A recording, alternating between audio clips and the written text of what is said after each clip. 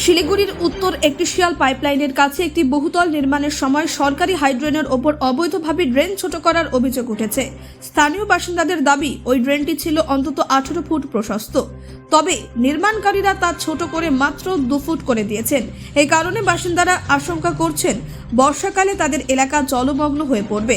এই ঘটনায় স্থানীয়রা বেশ কয়েকবার প্রতিবাদ জানিয়েছিলেন, তবে বৃহস্পতিবার আশিঘর আউটপোস্টের পুলিশ প্রশাসন এসে অবৈধভাবে ড্রেন নির্মাণের কাজ বন্ধ করে দেয়। এই পরিস্থিতি আরও উত্তপ্ত হতে পারে যদি কর্তৃপক্ষ দ্রুত এই সমস্যার সমাধান না করে। বাসিন্দারা জানান এর ফলে পরিবেশ এবং তাদের নিরাপত্তার হুমকির মুখে পড়বে। এখন অপেক্ষা প্রশাসন কি দ্রুত ব্যবস্থা নেবে নাকি পরিস্থিতি আরও খারাপ হবে।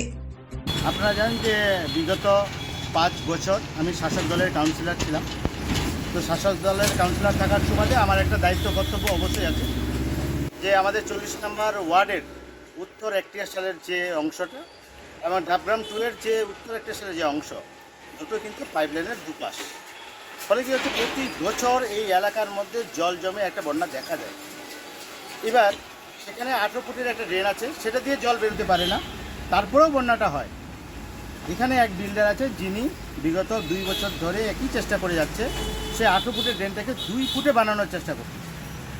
এবার কার সাহসে কিভাবে তিনি এত বড় পদক্ষেপ নিচ্ছেন যে সরকারি ইরিগেশন ডিপার্টমেন্টের ড্রেন 18 ফুট সেটাকে 2 ফুটে করা, এত বড় সাহস তিনি যে কার শক্তিতে করছেন সেটা আমাদের জানা নেই।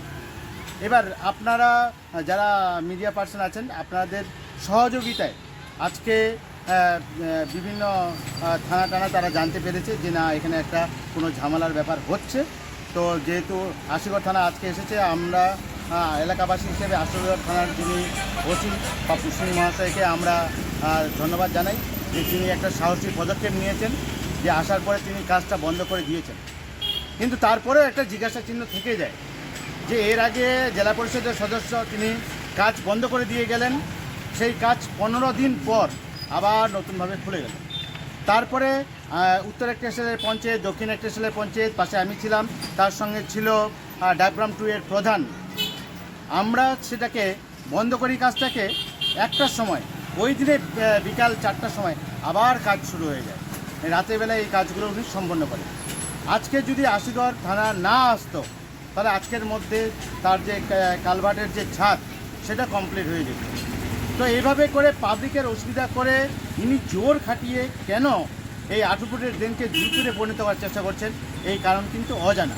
আমরা সরকারের কাছে আশা রাখছি যে তাদের যে সম্পত্তি, সেই সম্পত্তি রক্ষা করার দায়িত্ব তাদের।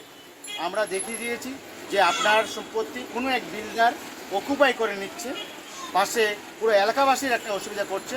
আপনারা এই জায়গাটা দেখুন, এলাকাবাসী আপনাদের সাথে আছে, পাশে। ব্যুরো রিপোর্ট, নির্ভীক বার্তা।